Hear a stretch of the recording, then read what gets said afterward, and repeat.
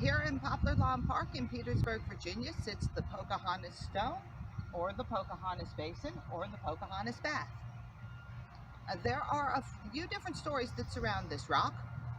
The first one is in the 1600s, Chief Powhatan led a hunting and fishing expedition to the Appomattox Falls the Appomattox Falls area of the Appomattox River. During that expedition, his daughter, the beautiful maiden Pocahontas, was seen washing her face in an area where the water was gently pooling around some rocks.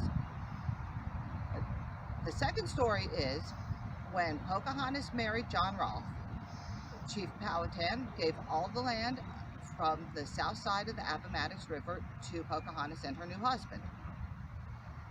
During that time, she was seen using a certain area of the river, washing her face in a rock where the waters had pooled up and created a basin.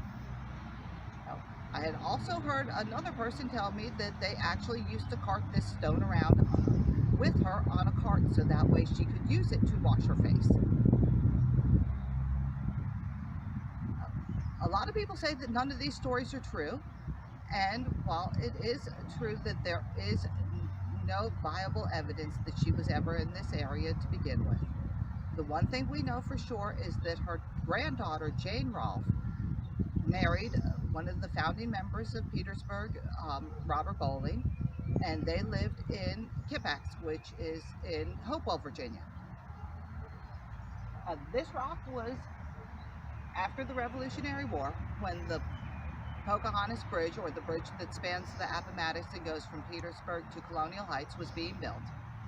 Workers uncovered this rock, and they said, aha, we remember the story. This must be the rock that Pocahontas used to wash her face in. And then the stone was installed at the foot of the Pocahontas Bridge, where it stayed from the 1800s all the way up until the new bridge was built in the early 1900s. In 1914, the Francis Bland chapter of the Daughters of the American Revolution took the Pocahontas stone, moved it here to the park, built a pedestal, put a base around it, and a fence, and here we are today. So that is the story of the Pocahontas Basin. Now, as I've said, there are many skeptics out there. Now, however, I feel that the story may be plausible for the simple fact that in Richmond, Virginia, in Chaco Park, there is another rock that's called the Powhatan Stone.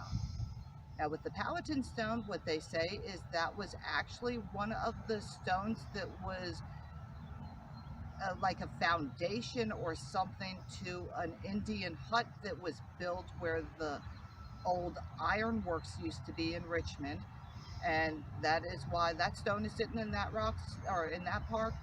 So the story may be plausible. Think about it, come to your own conclusions, and I just want to thank you for watching today.